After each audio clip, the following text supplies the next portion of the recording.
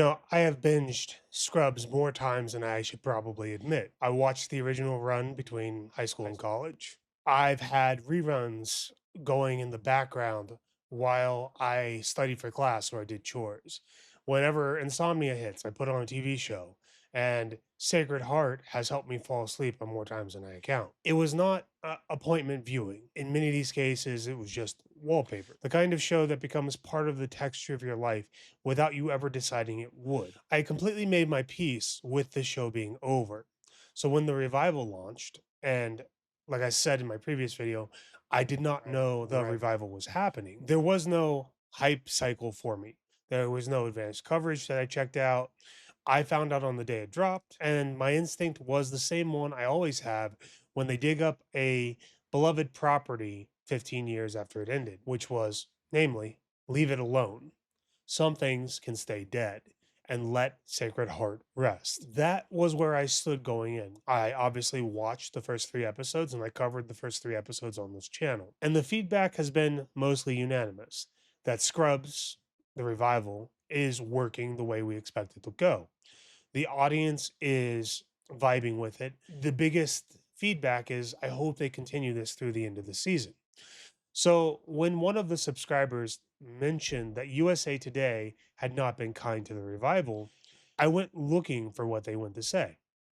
I found an article by Kelly Lawler, and she gave the show a 1-star review. I do not know that this is the article that the poster was referring to, but the squeaky wheel is going to get the grease. And what she wrote is kind of worth examining. But because her mistakes are instructive to people who analyze film and television. Because the fan response on my own channel, my analytics, and my messages are not telling the same story that the journalist from USA Today is reporting. And I suspect that disconnect is not about taste. Now, before I dismantle it, I want to be fair to the review. Lawler's instinct to push back on the nostalgia machinery is not an illegitimate one. The problem is not her skepticism, it is her conclusions. Her argument breaks into 4 pieces. The first is that JD maintains what she calls an immature effect, which was charming in a young intern and more like Arrested Development in a man in his 50s. 2, the JD and Turk friendship has calcified into a caricature propped up more by the actors' real-life public personas, their T-Mobile commercials, their podcasts, than by grounded storytelling. 3, that the new intern characters are flat. They're one-trait placeholders rather than developed people. 4, the HR character, played by Vanessa Bayer, lands as a toothless satire. The humor is corny. The show fails to justify its own existence 16 years on. Those are not crazy things to notice. But like I said, the problem is what she concludes from it, because in her framework, every single one is evidence of failure. In the actual framework of what Scrubs is and what it was built to do, most of them are evidence that the show is working exactly as designed. Kelly Lawler graded the exam Scrubs never signed up to take.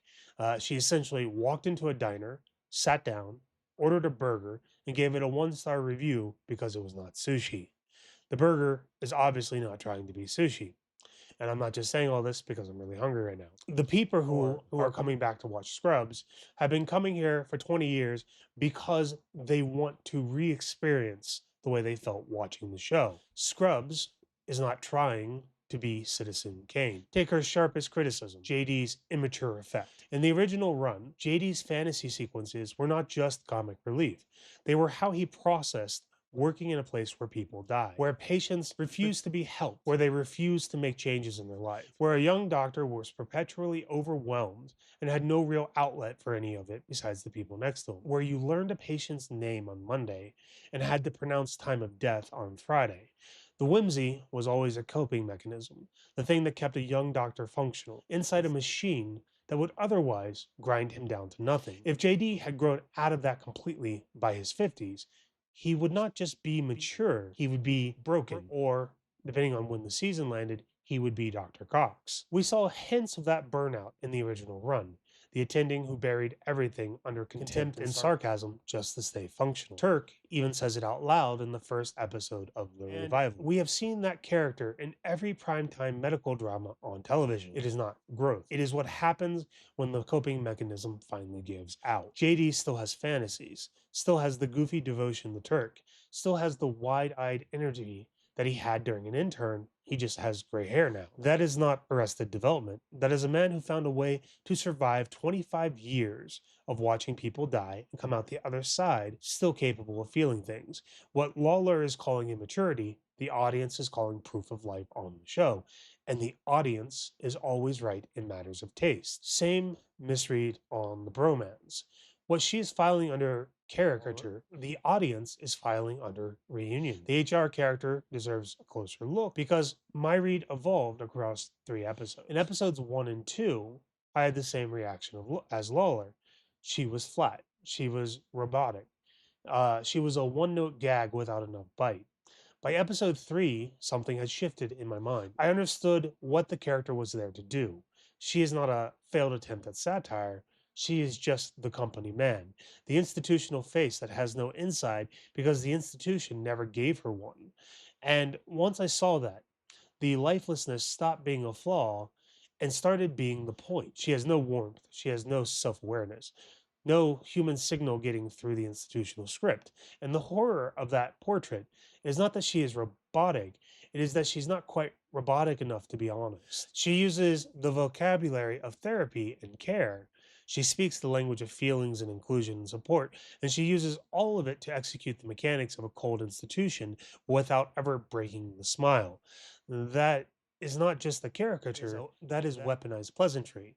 She is the "we are a family here" speech delivered by someone who will be copied on your termination email. She's the person that offers the pizza party in lieu of a raise. She's the person doing the onboarding paperwork with eyes that are both warm and empty at the same time. Lawler sees a flat character, and the audience will likely come to see her as a mirror to the person who signed off on their last performance review. There is a style of media criticism that has become genuinely effective over the last few years. It lives primarily on YouTube and it has real teeth. It is built around calling out a specific set of failures, plot holes, sloppy writing, weak or inconsistent characters, virtue signaling and preaching, stories that reject how normal people actually live. When those things show up in a property that used to mean something, the audience notices and the response is swift. Though I will point out, as swift as that response is, it does not actually move the needle, regardless of whether a product is good or bad. Those channels do not have that power on their best days. What they do have is the misfortune of being useful to a studio that needs someone to blame after losing $1 billion. That criticism has developed its own vocabulary. Caricature, immature, stagnant. Those words carry weight because they have been earned, applied to real failure. And you can see this in real time when you reach the Mandarin twist in Iron Man 3, when you get to the final season of Game of Thrones, when you watch any of Star Trek Discovery, when you see Strange New Worlds losing its audience, or when you see the showrunner from The Witcher reject the premise. And most recently, it is written all over Starfleet Academy. Moments where a production looked at what its audience loved and decided it knew better. Reading Lawler's review, my impression is that she sounds like someone who picked up another culture's slang without quite living in the spaces where it developed. She has the words and the cadence almost right, but the context is often a way that anyone who actually lives there can spot immediately. Because even if some of her observations land, the critical language was not built for this situation. It was built for products that have already lost their audience. The Scrubs revival, or season 10, has not lost its audience. Showing up with the toolkit that would be used to break down franchises that are failing is like bringing a fire extinguisher to a house that is already flooding. So if the standard critical toolkit does not apply here, then what does? What actually determines whether a legacy revival lives or dies? Well, it's not the review scores. It's not the diagnostic checklist. It's something older than both of those, something that has been proven repeatedly in properties far bigger than Scrubs.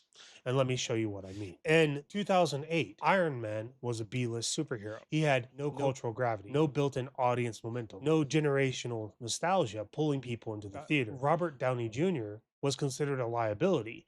Every variable that could work against that film was already working against it. And something happened in those theaters that has nothing to do with any of it. The, say, 17 to 45-year-old man, the one who grew up with comics and cartoons, with Saturday morning blocks, sits down, watches Tony Stark build a suit in a cave, watches him fly out of it, and he feels 12 years old again. And not in an embarrassing way, in the way where something you loved as a child gets handed back to you, handled with genuine affection and treated with the craft. And you realize that you never actually stopped loving those things. You just stopped having access to shows that were written for your age and your level. Iron Man did not deliver on existing love.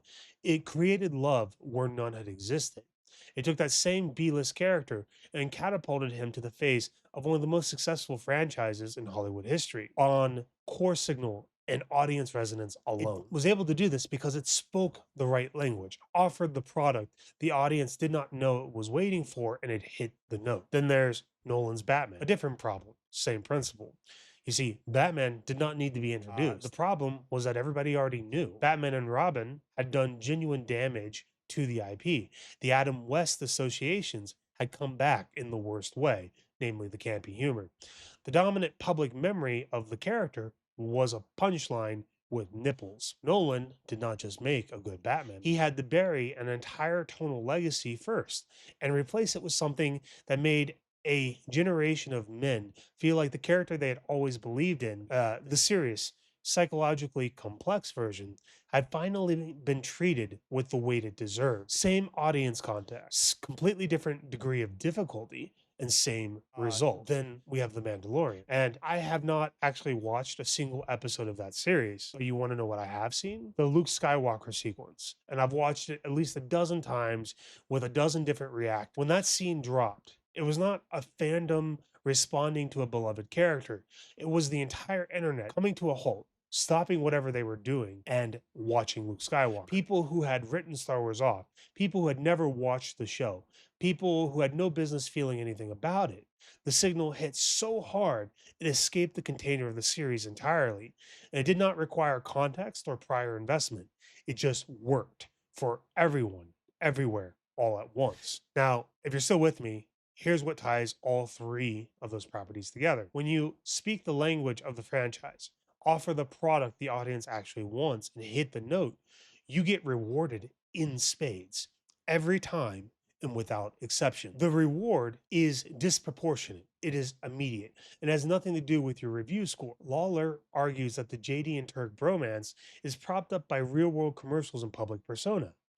And I do believe she's half right about the source and completely wrong about what it means.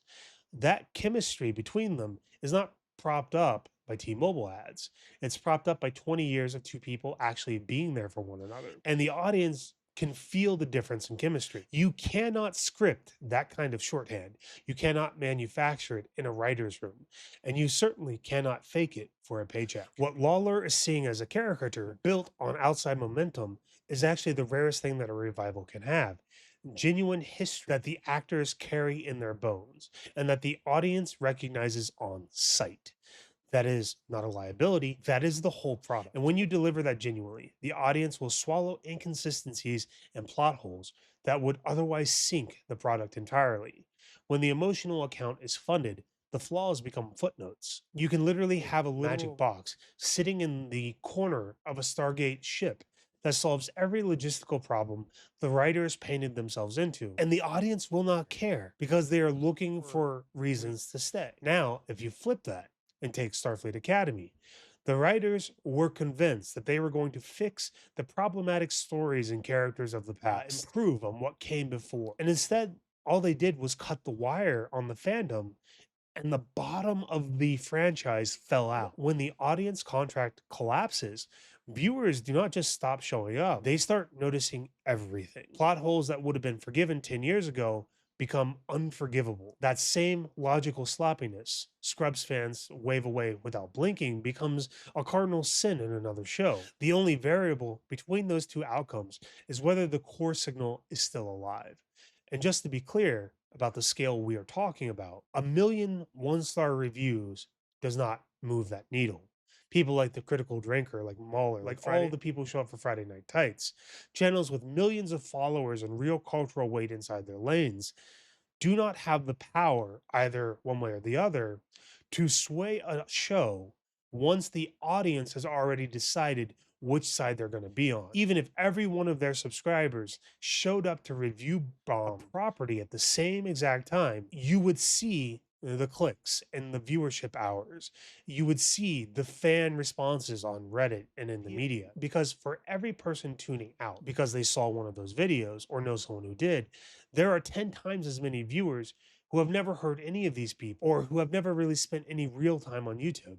The global audience dwarfs the critical one by an order of magnitude that they can't comprehend. If Sacred Heart meant something to you during the original run, watch the revival. The first 3 episodes are doing what they need to do. The feeling, the voice, and the resonance is there. But this is second draft, and I'll see you next time.